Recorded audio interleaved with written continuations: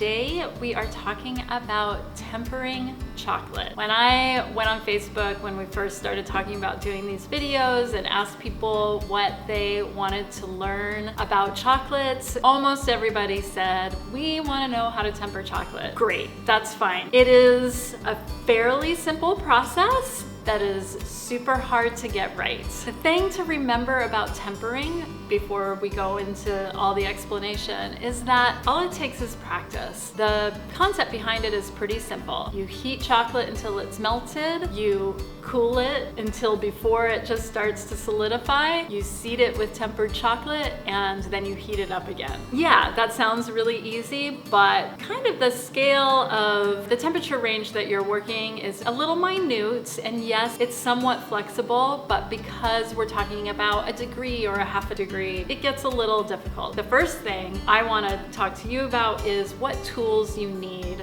to temper chocolate. You need heat-proof bowls. Heat-proof bowls will act as your double boiler when you're melting chocolate. In a previous video, we've talked about melting chocolate. If you didn't see that video, I suggest that you go back and watch it. Really short, really simple on how to properly melt chocolate without ruining it. So heat-proof bowls, heat-proof rubber spatula, or whatever this material is called, rubber, plastic, I don't know what it is. We're calling it rubber, to stir your chocolate with. You want either some kind of icing spatula or even just a regular like dinner knife or whatever, something to do a temper check, and we'll get into that in a minute. You want a thermometer. This is gonna help us know when we want to seed our chocolate or when it's hot enough to start cooling it down again. A good thermometer, and I would start with, something you can get on the shelf of your grocery store. But for instance, this one, which I borrowed from my friend Derek,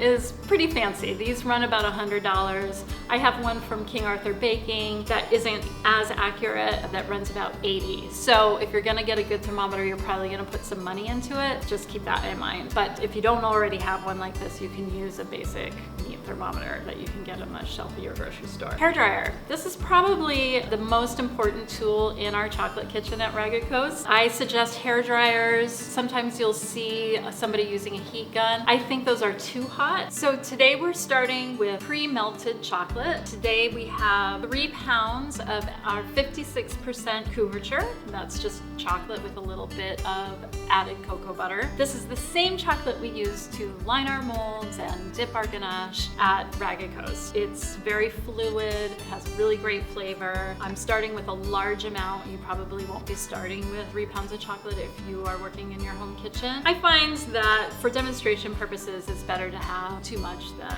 just a small amount, because you can see it this way and you're not looking at a little puddle of chocolate somewhere. So the basic equation for tempering chocolate is that, for instance, we're starting with 3 pounds of melted chocolate, and we're going to, for the seed method, we are going to save out a pound, so a third of the total that we start with. We're saving out a third of that unmelted and in temper. All the chocolate that you buy on the shelf of the grocery store or order from whoever comes in temper. That's important if you are tempering by seed. If you are working in your home kitchen and you're not using a marble slab, and I've got to tell you, chocolate confectioners don't use stone slabs a whole lot anymore unless they are doing a demo or something. We use machines, or we temper by seed, by hand. We are not usually tempering on a stone slab. So this is probably going to be the method that you use in your home kitchen if you decide you want to try tempering. You need to start with chocolate that's in temper. Don't worry, pretty much all the chocolate you're going to buy is going to be in temper unless it melts in transit or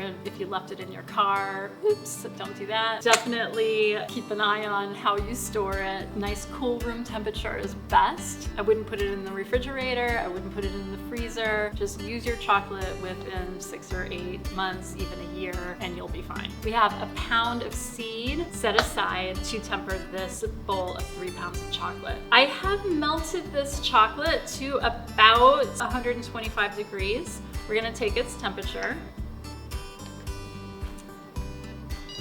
That was a surprise. A fancy beep, that's exciting. My thermometer doesn't talk to me, so that's nice. So this is at about 120 degrees. We're gonna start by taking a 1/3 of this pound of chocolate and putting it in the bowl of melted chocolate. Now I'm just estimating, and that's fine. You can measure it out if you want to be like super exact, and like for instance, if you're really sciencey and want to know exactly like what temperature you start seeding at and what exact amount of chocolate you put in, that's helpful data so that when you do it again, you know exactly what to do. I'm not that organized. In fact, I never use a thermometer usually. I'm usually, testing it on my skin or whatever works for you. As soon as you put the seed in, we're gonna stir it around.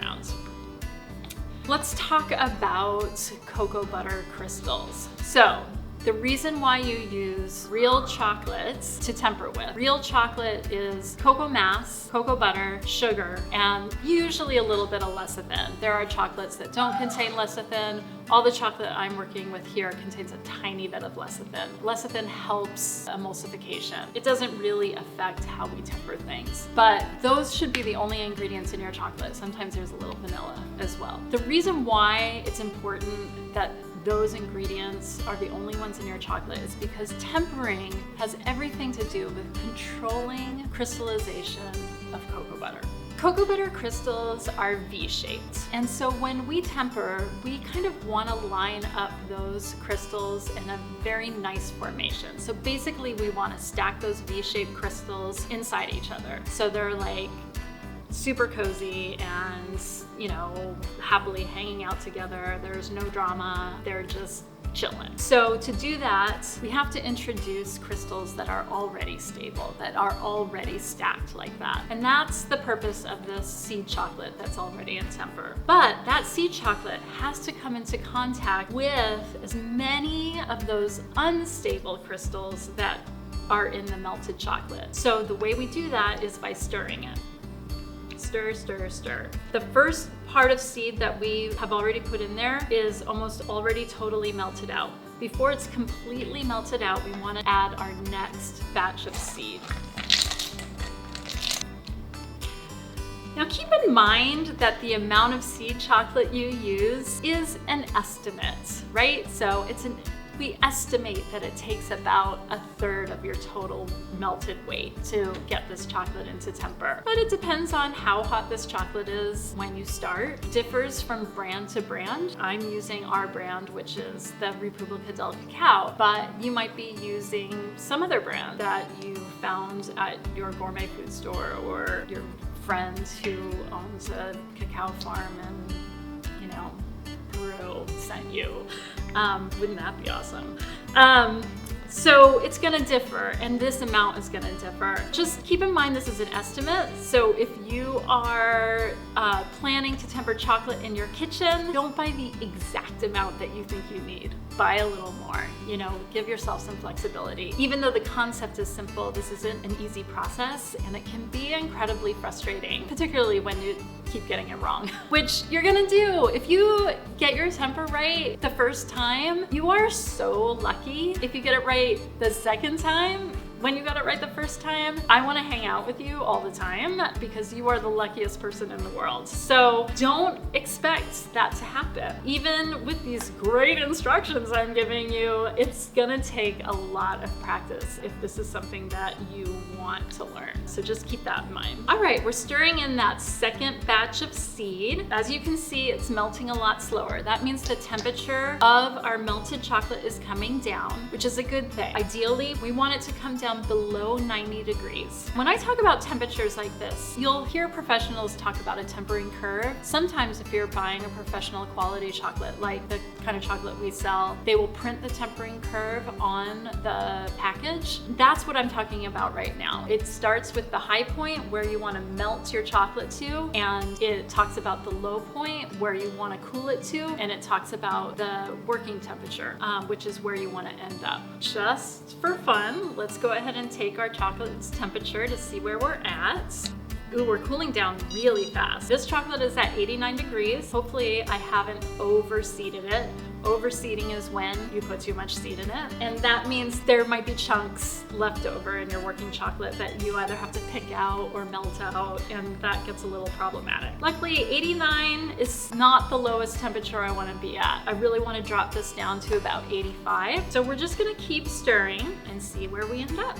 If it turns out that we do have some leftover seed in here, we can always get our trusty hairdryer and heat up our chocolate incrementally so that we don't break any working temperature that we may have achieved and melt out the seed that way. But I have a feeling we're gonna be in pretty good shape.